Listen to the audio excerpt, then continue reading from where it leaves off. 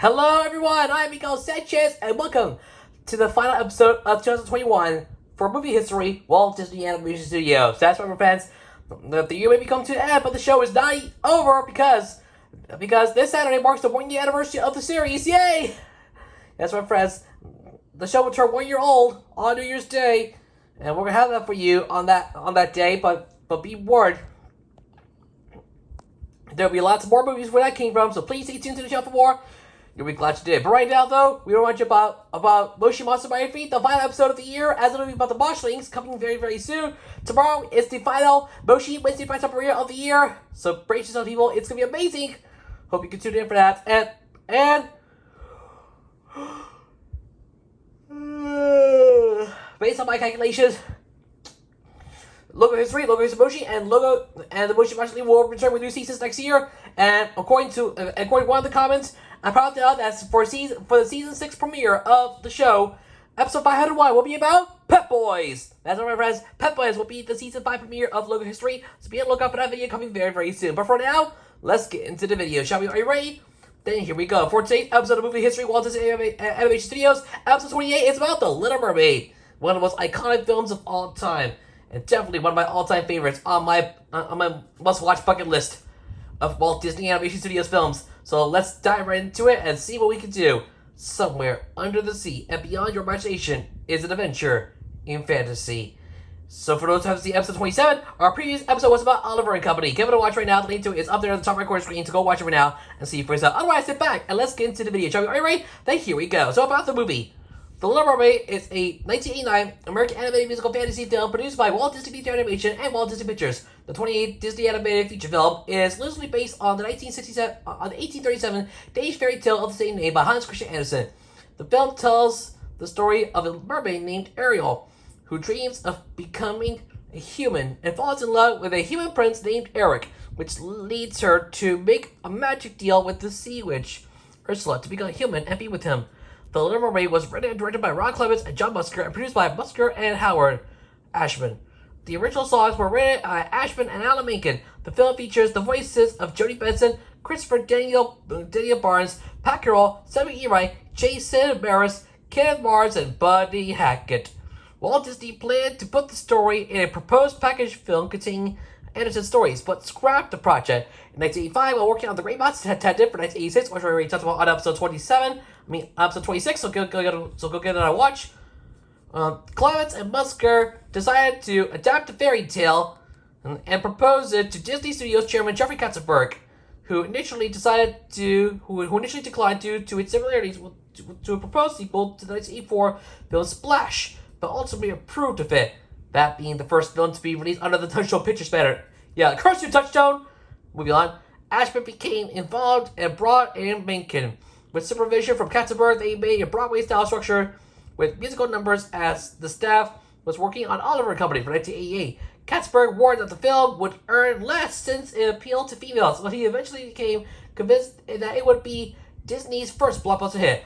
The Little Mermaid was released to theaters on November 17, 1989 to critical acclaim, for earning praise for animation, music, and characters. It was also a commercial success, garnering $84 billion at the domestic box office, during its initial release, and $233 million in total lifetime gross worldwide. After the major success of both the 1986 Disney animated film The Great Monster Detective and 1988 Disney/Amblin live-action/animation animated feature film Who Framed Roger Rabbit, which of course is released under the Touchstone banner. So remember that. The Little Mermaid is given credit for breathing life back into the art of Disney animated feature films. After some films produced by Disney were struggling, it also marked the start of an era known as the Disney Renaissance.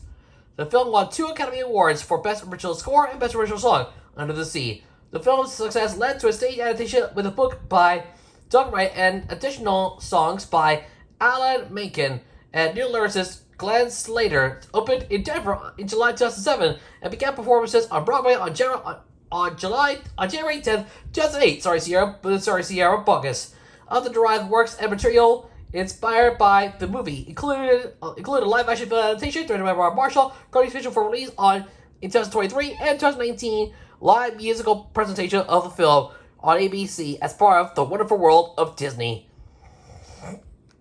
I love it. That's right, The Wonderful World of Disney. No, by the way, that is something that I talked about all the way on episode 26 of Logo History 2. So if you haven't seen yet, please go watch right now. Moving on to this year, directed by Ron Clements and John Musker. Written by Ron Clements and John Musker. Based on Little Mermaid by Hans Christian Andersen. Produced by John Musker and Howard Ashman. Starring Jodie Benson, Christopher Daniel Barnes, Pat Carroll, Kenneth Mars, Samuel E. Wright, Jason Marin, and Buddy Hackett. Edited by Mark Hester. Music by Alan Menken. Production covers are Walt Disney Pictures, Walt Disney Feature Animation, and Silver Screen Partners 4. Distributed by Point of Vista Picture Distribution. Release date November 17th, 1989. Running time 83 minutes. Countries United States. Language English. Budget $40 million. Box office $235 million. That's a lot of money, my friends. Alright, let's get to the plot of the story. Brace up, people. Here I go. 16-year-old mermaid Ariel is dissatisfied with underwater life in the kingdom of Atlantica, a fantasy kingdom in the Atlantic Ocean. She is fascinated by the human world. With her best friend Flounder, Ariel collects human artifacts in her grotto. She ignores the warnings of her father, King Triton, the ruler of Atlantica, that contract between mer people and humans is forbidden. One night, Ariel, Flounder, and Sebastian, a crowd who serves as Triton's advisor and core composer, travel to the ocean surface to watch a birthday celebration for Prince Eric. Ariel falls in love with Eric. A violent storm arrives, wrecking the ship and knocking Eric overboard. Ariel rescues Eric and brings him to shore. She sings to him, but leaves just as he regains consciousness to avoid being discovered. Fascinated by the memory of her voice, Eric vows to find a girl and say to him. Eric vows to find a way to join him in his world, discovering a change in Ariel's behavior, trying to question Sebastian about her behavior, and learns of her love with Eric. An outraged Triton travels to Ariel's grotto and destroys her collection of artifacts. After Triton leaves, two eels named Flotsam and Jetsam convince Ariel to visit Ursula, the Sea Witch. Ooh, this is no good. Ursula makes a deal with Ariel to transform her into a human for 3 days in exchange for Ariel's voice, which Ursula puts in a nodless shell. Within these 3 days, Ariel must receive the kiss of true love from Eric. If Ariel gets Eric to kiss her, she will remain a human permanently. Otherwise, she will transform back into a mermaid and belong to Ursula. Ariel accepts and is then given human legs and taken to the surface by Flounder and Sebastian. Eric finds Ariel on the beach and takes her to his castle, unaware that she is the one who had rescued him earlier. Eric spends time with Eric, and at the end of the second day, they almost kiss, but are thwarted by Flotsam and Jetsam, angered at Ariel's close success. Ursula disguises herself as a beautiful young woman named Vanessa and appears on shore, singing with Ariel's voice.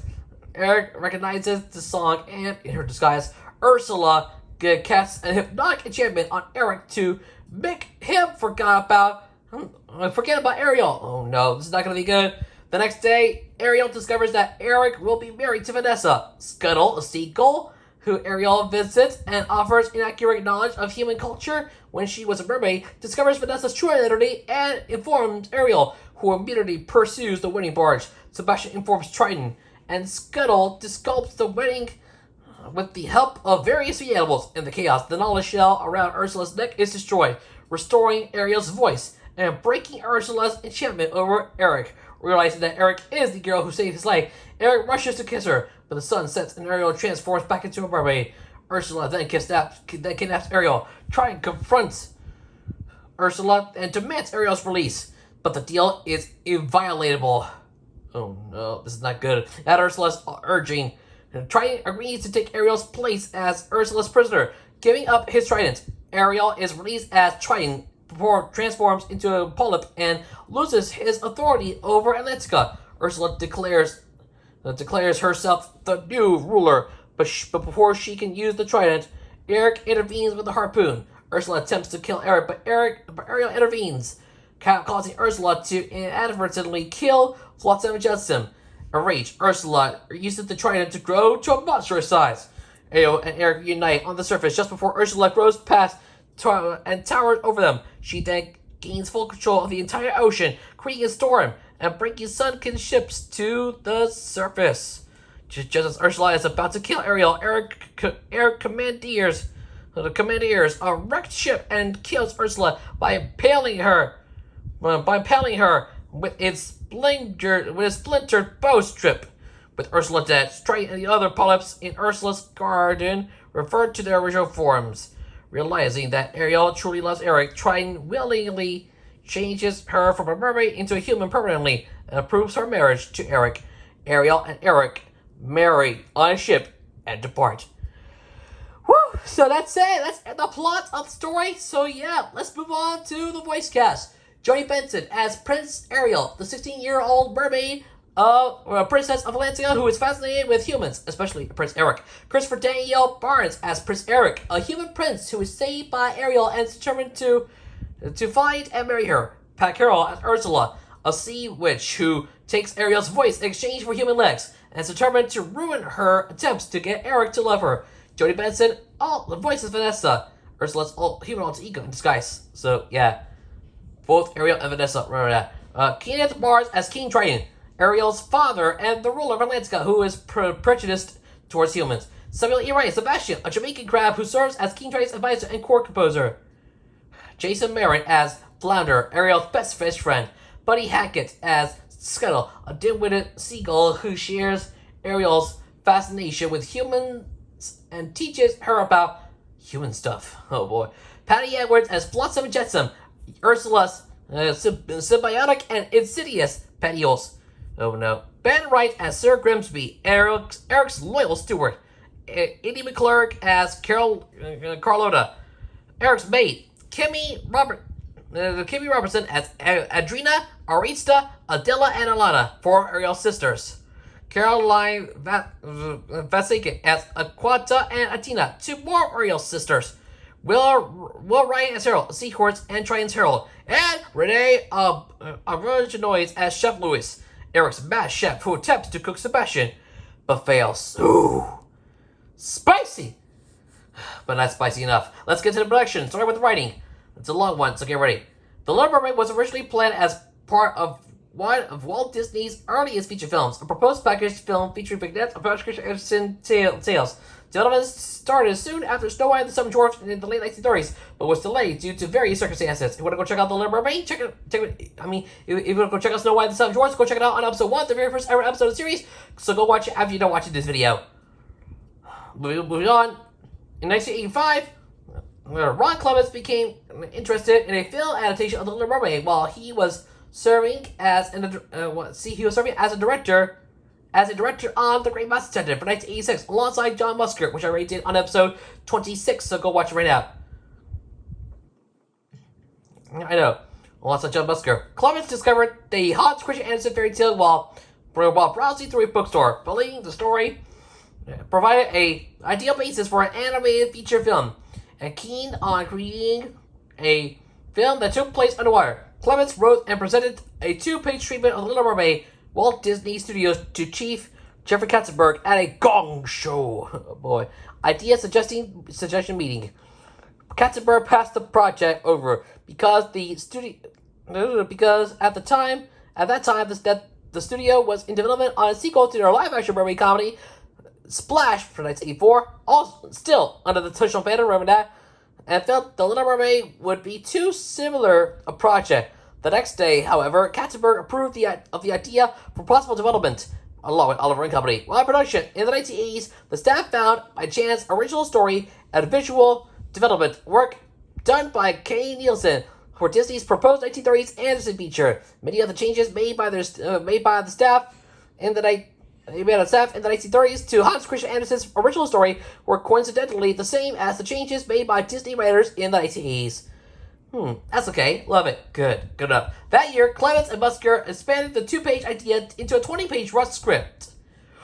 Boy, eliminating the role of the mermaid's grandmother and expanding the roles of the merman king and the sea witch.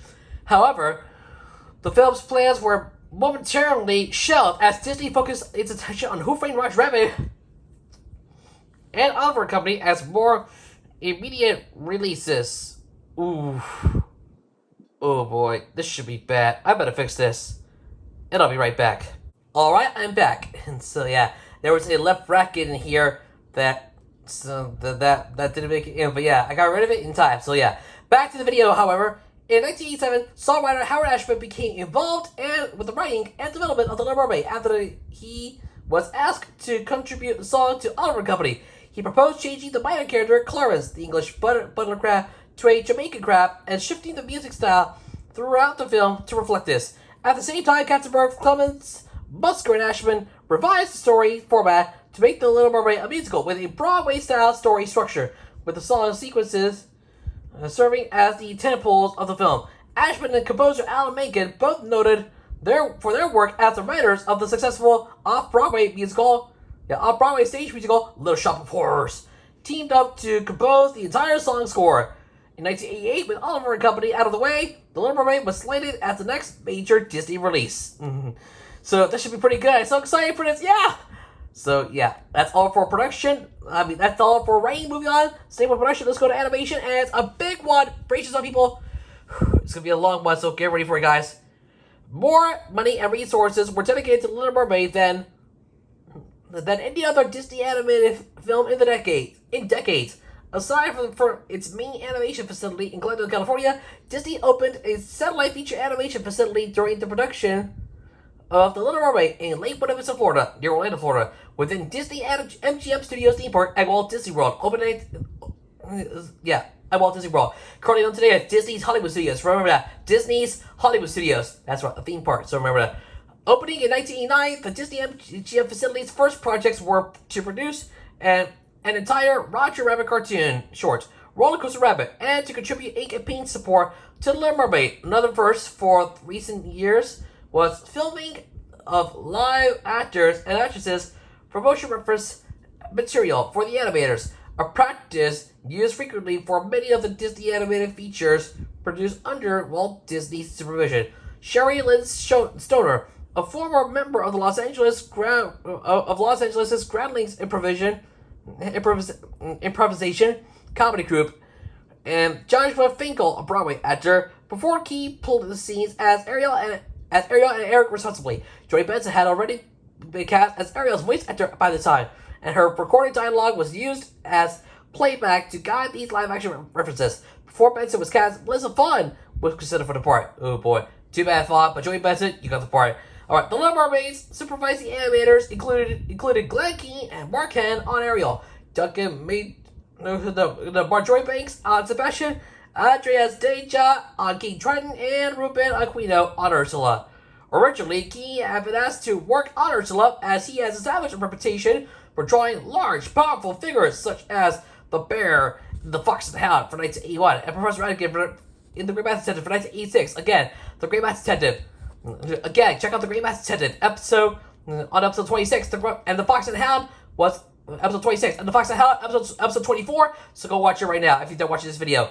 Keane, however, was assigned as one of the two lead artists on the Petite Ariel and oversaw the Power of Your World musical number. He jokingly stated that his wife looks exactly like Ariel without the fins. The character's body type and personality were based upon those of Alyssa Milano. That's starring on TV's Who's the Boss? And the effect of her hair underwater was based on both footage of Sally Ride when she was in space and scenes of Stoner in a pool for Gaia's inanimate Ariel swimming.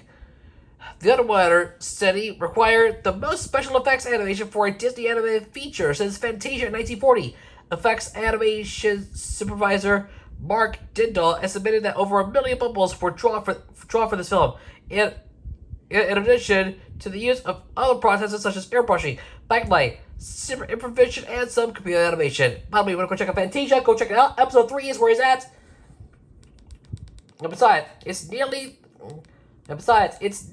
90 minutes long. That's right. It's like a feature-length episode. Yeah, that's right. That episode on Fantasia was a feature-length episode. That's a lot, people. So go watch right now. I know, so please go watch it right now. Moving on. I don't know what it is. Oh, yeah. And moving on. The artistic manpower needed for The Little Mermaid required Disney to farm out most of the underwater bubble effects and animation in the film to Pacific Rim Productions, a China-based production with facilities in Beijing. And another left bracket, ladies and gentlemen. I better get rid of this. I'll be back.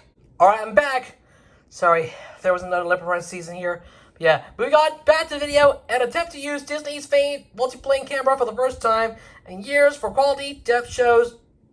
The shots failed because the machine was reputedly in dilapidated condition. The multiplane shots were instead photographed at an outside animation camera facility. The Little Mermaid was the last Disney feature film in the canon to use traditional hand-painted cell method of animation. The Disney Toon Studios movie, The Little Mermaid, the Disney Toon Studios movie, DuckTales the movie also used cells. That's something. As well as the last Disney traditionally cell animated feature directed by Clements and Musker.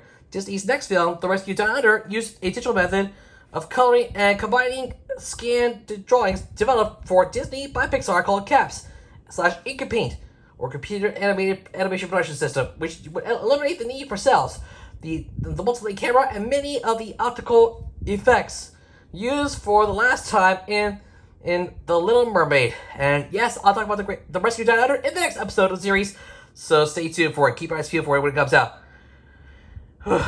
Yeah, that'll be good. Clements and Musker's next film, Aladdin, also used a digital coloring via CAPS. And I'll talk about Aladdin in episode 31. Or should I say, no.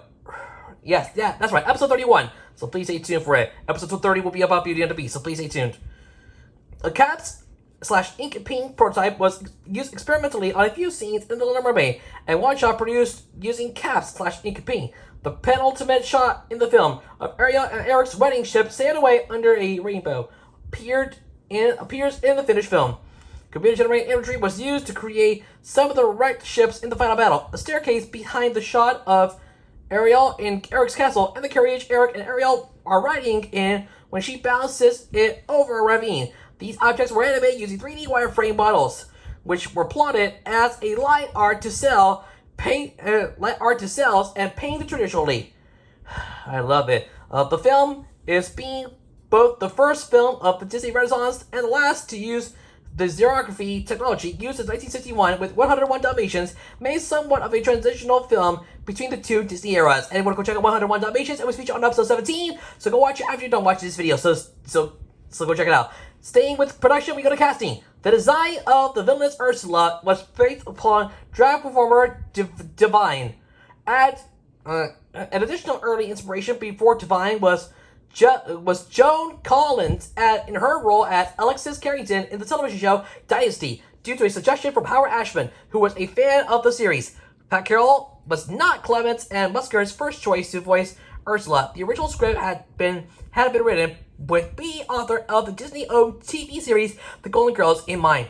After Arthur turned the part down, actresses such as Nancy Marchand, Nancy Wilson, Roseanne, Charlotte Ray, Jennifer Saunders, and Elaine Stritch were considered for the parts. And by Roseanne, I mean Roseanne Barr. Yeah, Roseanne Barr. Remember that. I know.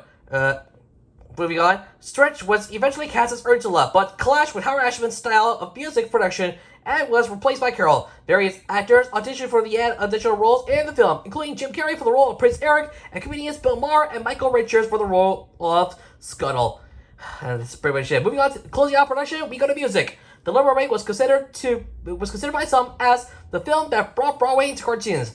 Alan Menken wrote the Oscar-winning score and collaborated with Howard Ashman on the songs. One of the film's most prominent songs, Part of Your World, was nearly cut from your film when it seemingly tested poorly with children, who became rowdy during the scene. This caused Jeffrey Katzenberg to feel that the song needed to be cut. An idea that was resisted by Musker, Clements, and Keane. Both Musker and Clements cited the situation of the song Over the Rainbow nearly being cut for 1939's The Wizard of Oz, when it was appealing to Katzenberg. Keane pushed for the song to remain until the film was in a more vitalized state. During a second test screening, the scene now colonized and further developed, tested well with a separate audience, child audience, and the musical number was kept. Okay, so that's good. Let's go to the release. The film was originally released on November 17, 1989, followed by a re-release on November 14, 1997. After the success of the 3D re-release of The Lion King, Disney announced a 3D release of The Little Mermaid scheduled for September 13, 2013, but this was canceled on January 14, 2013 due to underperformances of other Disney 3D re-releases until further notice. And I'll talk about The Lion King on episode 32 of the show, so stay tuned for it. I know. The 3D version was released on Blu-ray instead, but it did play a limited engagement at the El Capitan Theater from September to October 2013. On September 20, 2013, The Little Mermaid began playing in select theaters where audiences could bring iPads and use an app called Second Screen Live. AMC Theaters screened the movie from September 6 to the 12th, 2018. The film was also screened out of competition at the 1998 Cannes Film Festival. Love it. That's right, Cannes Film Festival. That's good. So yeah, Cannes. So that's something. Let's go to home media. Another big one. So get ready. Here I go. An event typical and controversial move for a new Disney animated film, The Little Mermaid was released as part of the Walt Disney Classics line of VHS, Laserdisc, Betamax, and video home video releases on May 18, 1990, 6 months after the release of the film. Before The Little Mermaid, only a select number of Disney's catalog animated films have been released to home video.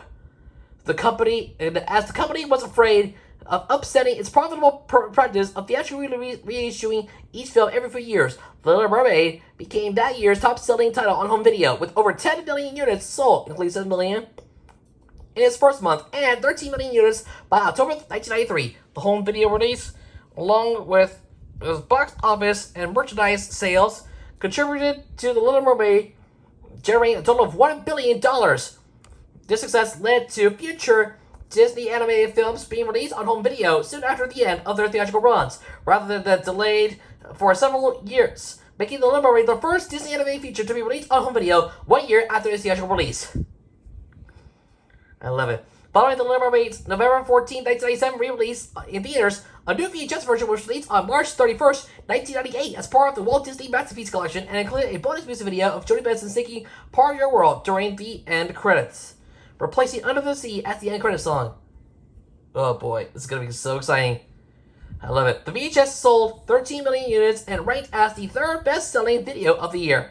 Now that's something. I love it. The Little Mermaid was released in a bare-bones Walt Disney Limited Edition Walt Disney Limited Issue DVD on December 7th, 1999 with a standard video transfer. The film was released on DVD on October 3rd, 2006 as part of the Walt Disney Platinum Editions of features alongside the YouTube video or the cover version of Kiss the Girl performed by Ashley Tisdale. Deleted scenes and several in-depth documentaries were included, as well as an Academy Award nominated short film intended for the shelved Fantasia 2006. This is no good. The Little Match Girl. Yes. Shelved. Fantasia 2006. No good. That's confused with Fantasia 2000. I love it. Fantasia 2000. We'll get to that in future episodes, so stay tuned for it. The DVD sold 1.6 million units on its first day of release, and over 4 million units during its first week, making it the biggest animated DVD debut for October.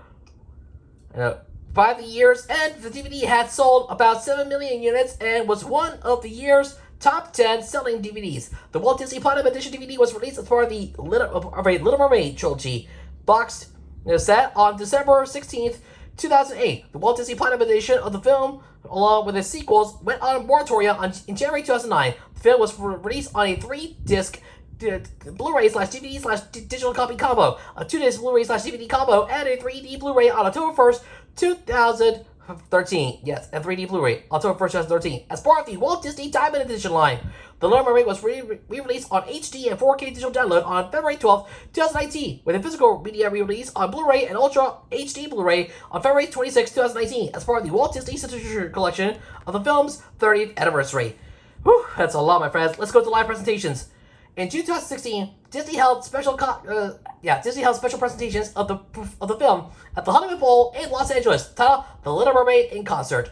The performances combined a screening of The Little Mermaid with live accompaniment by guest musicians and celebrities, including Sarah Bareilles, who performed as Ariel, Tyus Burgess, who performed as Sebastian as a reprisal of his role in the stage adaptation, Derek Chris, who performed as Prince Eric, Rebel Wilson, who performed as Ursula, Joshua Colley, who performed as Flounder, John Salos, who performed as Chef Lewis, and Norm Lewis, who performed as King Triton, as a reprisal of his role in the stage adaptation. So, the 4 additional songs were written for the stage adaptation were also incorporated into the presentation, accompanied by scenes of the film's original concept art. During the third and final performance, Jodie Benson replaced Morales to reprise her original role as Ariel, while Brad Kane, the singing voice and of the title character of Aladdin, and Susan Aiken, who played Belle in the stage adaptation of Beauty and the Beast, also made special appearances, singing songs from their respective films, and a duet of A Whole New World. I love that. I'll talk about Beauty and the Beast on episode 30, and Aladdin again on episode 31, so keep your eyes peeled for it. Coming next year. From May 17th to 18th, 2019, the Hollywood Bowl hosted another live presentation titled The Little Mermaid, an immersive live-to-film concert experience.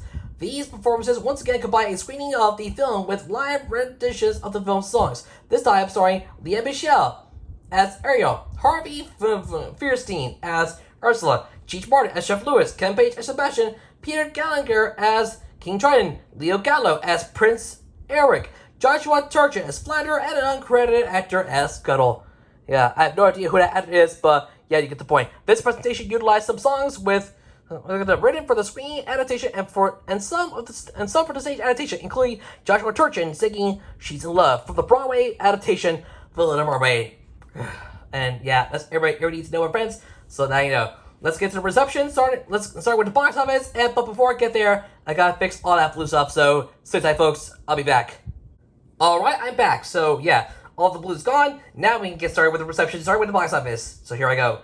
Early in the production of The Little Mermaid, Jeffrey Katzenberg cautioned Clements, Musker, and their staff, telling them that since The Little Mermaid was a girls' film, it would make less money at the box office than Oliver & Company, which had been Disney's biggest anime box office in a decade.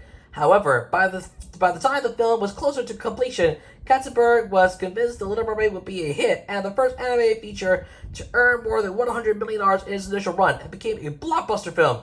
During its original 1989 theatrical release, The Little Mermaid earned $84.4 million at the North American box office, falling short of Katzenberg's expectations, but earning 64% more than Oliver & Company and becoming the animated film within the highest gross from its initial run. The film was theatrically reissued on November 14th, 1997, on the same day as Anastasia, a Don Bluth animated feature for Fox Animation Studios. Oh boy. Rest in peace, Fox. You will forever be missed. I know.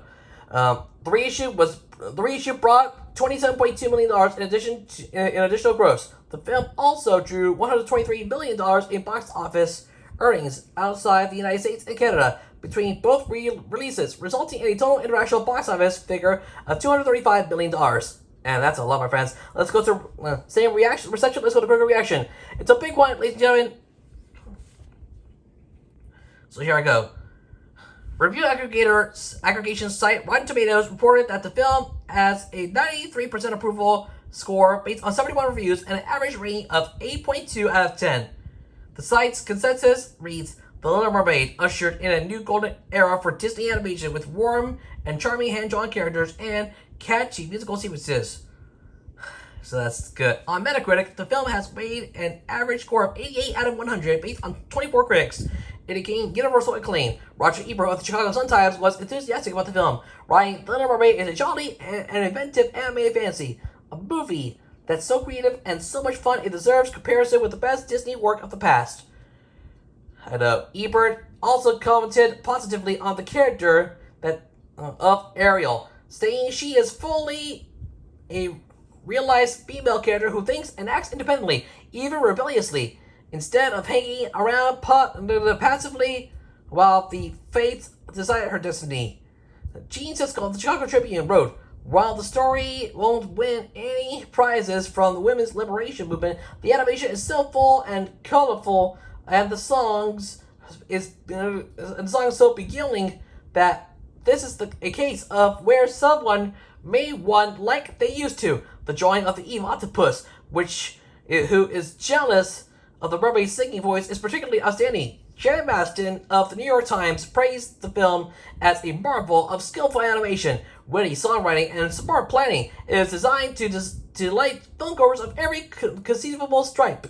Adults will be charmed by the film's bright, outstanding, pretty look by its robust score. Small children will be enchanted by the film's sunniness and by its perfect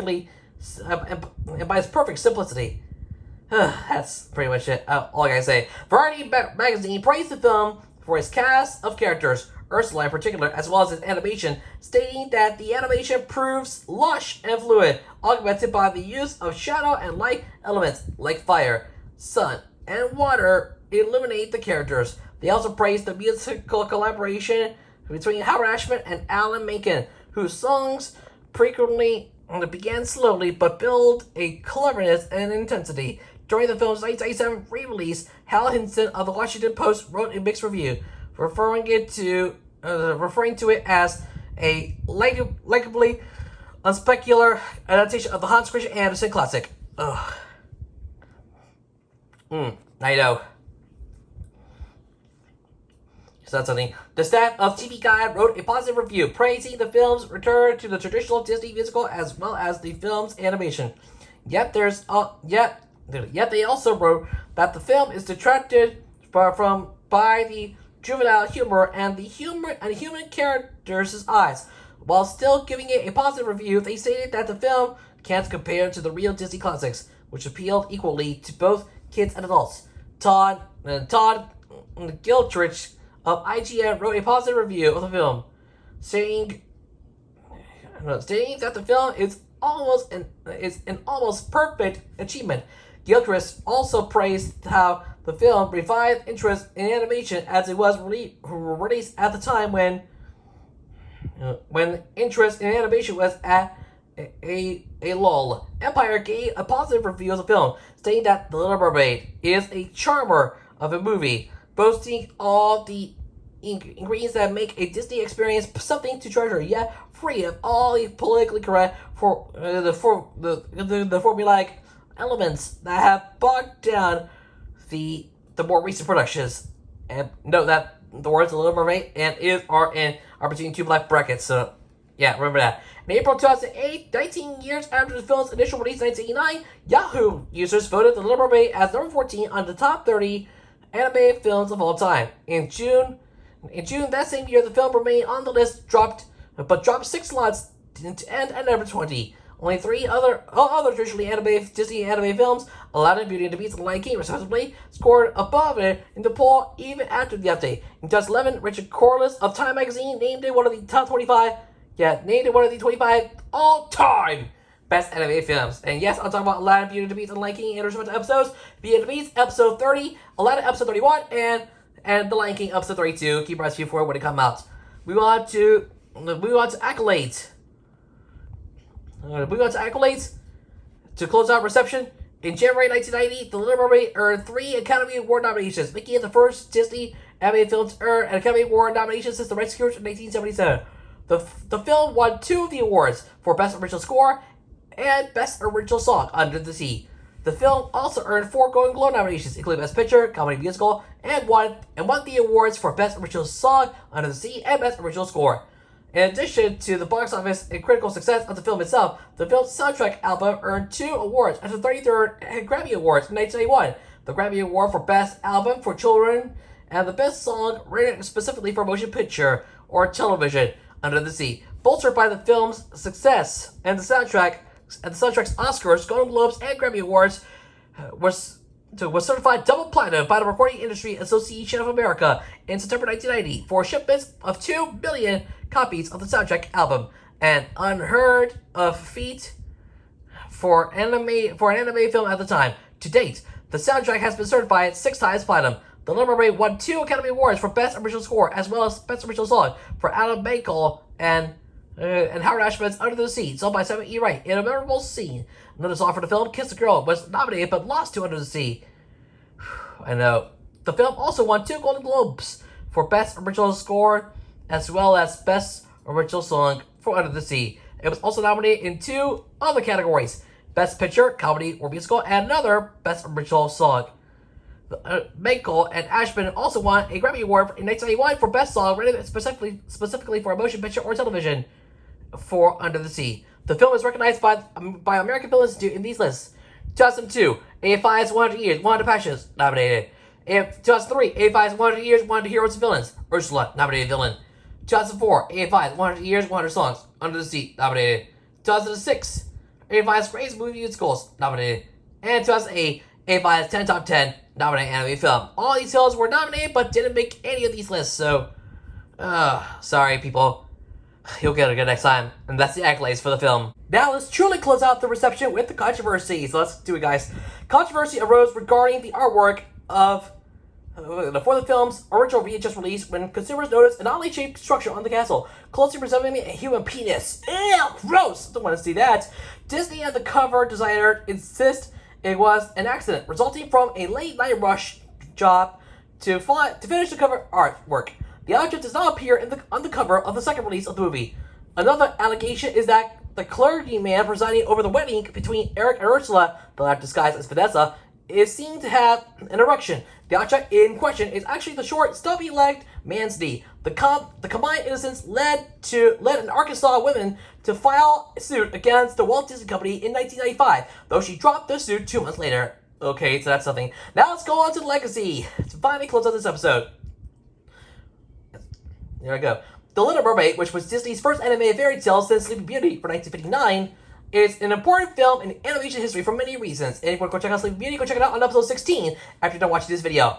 It was instrumental in re-establishing feature-length animation as a profitable venture for the Walt Disney Company, as the company's theme parks, television productions, and live-action features have overshadowed the anime output since the 1950s. The Little Mermaid was the second film by the Oliver Company, produced after Disney began expanding its anime output following its successful live-action/animated film Who Framed Roger Rabbit, and became Disney's first anime major box office and critical hit since The Rescuers in 1977. Again, go check it out on episode 23 after you're done watching this video. Oliver Company was in the previous episode, go watch it right now again. And like I mentioned before, Who Framed Roger Rabbit is released under the Touchstone Pictures banner. So don't think it's a Disney film, it's a Touchstone film. So remember that. Okay, good. Walt Disney Feature Animation, now called Walt Disney Animation Studios, was further expanded as a result of The Little Mermaid and increasingly successful follow-ups. Beauty and the Beast, for 1991, which I'll talk about on episode 20, on episode 30. Aladdin, for 1992, which I'll talk about on episode 31, and The Lion King for 1994, which I will talk about in episode 32. So keep your eyes peeled for it when it comes out. The staff increased from 300 members in 1988 to 2,200 in 1999, spread across 3 studios in Burbank, California, Lake West, Florida, and Montreal, Saint-Denis, France. In addition, The Little Mermaid signaled the re-establishment of the musical film format as a standard for Disney animated films. The majority of Disney's most popular animated films from the 1930s have been musicals, though by the 1970s and 1980s, the role of music have been de-emphasized in the films. 1988's Oliver and Company has served as a test of sorts to the success of the musical format before Disney committed to the Broadway-style structure of The Little Mermaid. And that's all I gotta say about here. Let's take a look at the sequels. A direct-to-video sequel titled The Little Mermaid 2 Return to the Sea was released on September 19th, 2020. The plot focuses on Ariel's daughter Melody, who longs to be a part of the ocean world. A direct-to-video prequel titled The Little Mermaid Ariel's Beginning was released on August 26, 2008. The story is set before the events of the original film, in which King Triton has banned music from Atlantica. So yeah, that's pretty much it. Over in television, an animated series prequel is based on the film premiered in late 1992 on the CBS television network, following Ariel's adventures before the events of the film. The show ran for 31 episodes. A series of shorts starring Sebastian was aired as part of the Disney animated series Raw Tunage and Pilami. Good. That's pretty much it. Now you know. Ariel, Sebastian, Flounder, King Triton, Ursula, Prince Eric, Scuttle, Grimsby, and Chef Louie are our guests in House of Mouse. Ursula appears as one of the leading villains in Mickey's House of Villains. Ariel, Prince Eric, and Ursula also appear in Mickey's Magical Christmas, snowed in at the House of Mouse. Now that's pretty much it. Let's take a look at the theme parks. A dark ride based on the film. Ariel's Undersea Adventure opened at both Disney California Adventure at the Disney Resort and Magic Kingdom at Walt Disney World in 2011 and 2012, respectively. Both attractions tell the story of the film by taking riders through scenes based on the film's various musical numbers. So yeah, at Disney California Adventure it is known as The Little Mermaid, Ariel's Undersea Adventure. Meanwhile, at the Magic Kingdom it is known as Under the Sea, Journey of the Little Mermaid. So yeah, 2 rides one ride with two different titles. So that's the thing. Alright, various live entertainment shows based on the film can be found at Disney theme parks worldwide, including Voyage of the Little Mermaid at Disney Hollywood Studios and King Triton's concert at Tokyo Disney Sea. The Mermaid Lagoon Land at Tokyo Disney Sea is also based on the film at Tokyo Disney Resort, so keep that in mind. Ariel is also a meet and greet character appearing at Disney theme parks around the world, including in specific meet and greet locations such as Ariel's Grotto. Now you get my point. Let's go to video games. The Little Mermaid universe has been repeatedly featured in the Kingdom Hearts series. Kingdom Hearts, the first game of the series, features Atlantica, a playable world based on the film, which features Ariel as a party member as well as multiple boss fights against Ursula. In Kingdom Hearts 2, Atlantica reappears as a minigame world featuring rhythm-based gameplay. Ursula is also featured as a tutorial boss in Kingdom Hearts 3D, Dream Drop Distance, and Ariel appears as a summon. Oh, in Kingdom Hearts 3, oh boy, I better fix this one. That's more like it. So that's what more like it. So sorry, the word summon and then we're in text. There's not supposed to be in text. Only the title is supposed to be in that text. So once again, Ursula is also featured as a tutorial boss in Kingdom Hearts 3D, Dream Drop Distance, and Ariel appears as a summon in Kingdom Hearts 3. So yeah, sorry for a little error, ladies and gentlemen. Let's go to the cameo. Ariel and the other Disney princesses make their guest appearance in the 2018 film Rock Breaks the Internet, which is the 57th anime feature film, which that'll be talking about on episode 57 of the series, so keep your eyes peeled for it coming soon. Let's go to the live action film adaptation. Oh boy, it's a big one, ladies and gentlemen. Get ready for it. In May 2016, Deadline Hollywood reported that Disney was in early development for a live action adaptation of the film. In August 2016, it was announced that Alan Menken will return as the film's composer and write new songs alongside Lin-Manuel Miranda, who will also co-produce the film with Mark Platt. Studio veterans Lindsay Lohan and Chris Evans expressed interest in starring in the adaptation. In December 2017, Rob Marshall was being courted by the Walt Disney Company to direct the film, while Jane Goldman would serve as the screenwriter. In December 2018, Marshall said that he, along with John DeLuca and Mark Platt, were hired to begin developing the project for a film adaptation. The same month, Marshall was officially hired as director for the film. David McGee would co-write the script with Goldman. In May 2019, Menken stated that The Little Mermaid would be his next project following the release of the live-action adaptation of Aladdin in June 2018. It was announced that Melissa McCarthy, Jacob Tremblay, and Awkwafina were in talks to portray Ursula, Flounder, and a gender-swapped Scuttle, respectively. By July 2019, Halle Berry was cast in the starring role as Ariel. It was also announced the same day that Harry Styles and Javier Bardem were in talks to play Prince Eric and King Triton, respectively. However, by August of 2019, it was announced that Styles turned down the role of Eric. Oh no, this is not going to be good. Later, in September 2019, it was reported that Cameron Cuff and Jonah Howard King were two of the finalists to play Prince Eric. In November 2019, Howard King was officially cast in the role. That's great. Good job. Good job, Jonah Howard King. I love it. In October 2019, it was also reported that Daveed Diggs was in talks to voice Sebastian. In January 2020, Daveed Diggs says that the updates in the live-action film adaptation include giving more power back to Ariel. In February 2020, Melissa McCarthy confirmed her casting as Ursula during an interview on The Ellen DeGeneres Show. I played Ursula, the Sea Witch. It is so fun. We're just in rehearsals. It's been an absolute blast. Stepping into the world of Rob Marshall, it's like a fever dream. I just went to London for a week. I was like crazy. Yeah, I was like, I don't get to go to dance camp for a week. All day he's like, do you want to slide down this 40-foot clamshell? I'm like, yes, of course. I do. What, are you crazy? It's been wildly creative. That's pretty much it. In March 2020, it was confirmed that the other characters like Ribsy, Max, Chef Louis, and the rest of Ariel's family, including her mother and sisters, will also appear in the film. And remember, Chef Louis ends with an E, not with an S. Sorry for a little error, but yeah, moving on. In July 2020, it was announced that Casey Musgraves was in talks for playing Vanessa, Ursula's human form, but she eventually turned down the role. At the end of that month, Jacob Tremblay began recording his lines as Flounder. Principal photography was originally scheduled to begin in April 2020 at Pinewood Studios, London, United Kingdom, and in Cornwall, Southwest England. But production on the film was temporarily halted in March 2020 due to the COVID-19 pandemic. Oh no. Curse you, COVID-19! Moving on. Filming was expected to begin in May 2020, but instead started in January 2021 in order to accommodate McCarthy's schedule for the Hulu miniseries Dying Perfect Strangers. Yeah, have seen on Hulu? What are we waiting for? Watch it now. We got official filming took place in Sardinia, Italy during the summer of 2021. Filming wrapped on July 11, 2021. The film is scheduled to be released on May 26, 2023. That's right. You're gonna wait. So that means you're gonna have to wait a year and a half to watch the film, guys. A year and a half. Yeah, we've gone. Finally, let's close out this episode with The Little Mermaid Live. Here I go, guys. On May 16, 2017, ABC announced that it planned to air The Wonderful World of Disney, The Little Mermaid Live, on October 3rd, 2017, which will have featured a broadcast of the film in a similar format to the aforementioned Hollywood Bowl concerts. The special aimed to appeal to the recent trend of live made-for-TV productions of Broadway musicals on network television, such as those of NBC. However, on August 3rd, 2017, it was announced that the special had been dropped due to budget issues. On August 5th, 2018, it was announced that the project had been revived to mark the 30th anniversary of the film's original release, and would be aired on November 5th, 2019. Ali Cravalo, Queen Latifah, and Shaggy starred as Ariel, Ursula, and Sebastian, respectively. Other cast members included John Stamos as Chef Louis and Graham Phillips as Prince Eric. The special featured performances of songs from the film and its Broadway adaptations in a themed dive-in theater setting at the Disney lot, accompanied by the film itself. It was produced by Don and Dustin, with director and executive producer Hamish Hamilton and executive producer Richard Kraft, who have also worked on the aforementioned concerts. Amber Riley portrayed MC, the lead singer of the song Daughters of Triton. Jodie Benson introduced the special.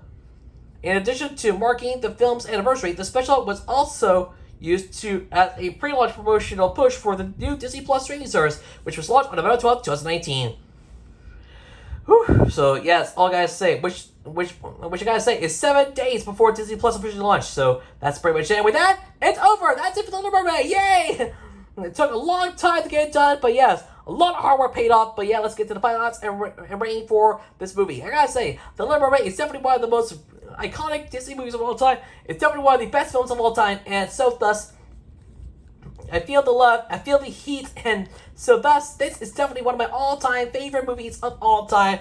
Definitely, bar none, one of the greatest of all time. Ariel, Ursula, Sebastian, Flounder, King Triton, all the characters you love, Chef Louis included, Scuttle, you get it. I love it so much. And so thus, with all that said, once again, I'm going to give The Little Mermaid a score of 9 out of 10. Yay! Amazing! Alright, yay! That's the way it goes. A perfect ending to another great Disney movie. Way to go, Disney, you deserve it. So congratulations to you, Disney. You are the true kings of animation. I couldn't say you better than this. So, well done, Disney. You deserve it. I had to cut up all these parts into pieces and put them all together with iMovie. So that was a long video, my friends, but yeah, we made through it together, and so thus, I highly recommend you go check it out. However, it's just my personal conservative opinion. Full feature creators display in the comment section below. And with that, we're done! Yay! Thanks for watching today's episode of Movie History, Walt Disney Animation Studios, the last one of the year. But don't go away, because on New Year's Day, we have our first episode of the new year. That's right, friends. The next episode will be the first one of the new year, so please stay tuned for it. Until then, make sure you go check out Moshi Monster by AV coming soon, as it'll be about the Moshlings. It'll be the final episode of the year. Episode 595 will be the very last one of the year, but there'll be more episodes coming soon. And don't forget, the Moshi Wednesday Best Premiere is coming tomorrow. The last one of the year. Can't believe it, guys. We're almost at the end. Yay! Brace yourself for impact. It's gonna be so exciting. So get ready for it, guys. And don't forget, new seasons of Local History Moshi, and the Moshi Mash League will be premiering soon. The first episode of Local History Season 6 will be about Pet Boys, so please stay tuned for it. And don't forget, New Year's Day on Rob Geo for 7 Local History Told, we'll take a look at Bird King. So please stay tuned for it, as well as the start of Buster's Daily Diary Season 1, and as well as the series premiere of The Endless Monster Show. Yay! And it's going to be happening live, so get ready for it, guys. I love it. But anyways, guys, thank you all for watching today. I'm the Gus Sanchez, you yourself. See you on New Year's Day for the first episode of 2022 on Movie History, Walt Disney Animation Studios. Make sure you come back again and see us again on New Year's Day, episode 29, when we take a look at The Rescuers Down Under. Yay! Get ready for it, guys. It's going to be so exciting. I can't even stand it. So get ready for it. For the minds behind The Prince and the Pauper. That's right, my friends. You'll also be... Well, that's right, The Prince and the Pauper is shown before that film. It's short film.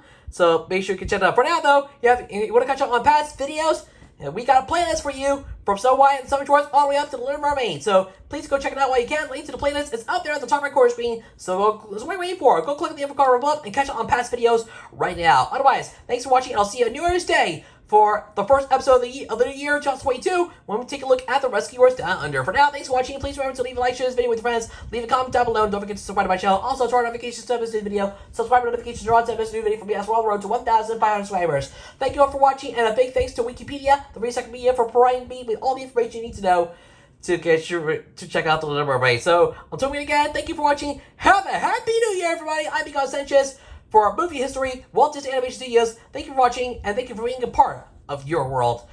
From all of us here under the sea, thank you for watching. Like, share, subscribe, and have yourself a happy New Year, everybody. Happy 2022, and I'll see you in another video. Laters!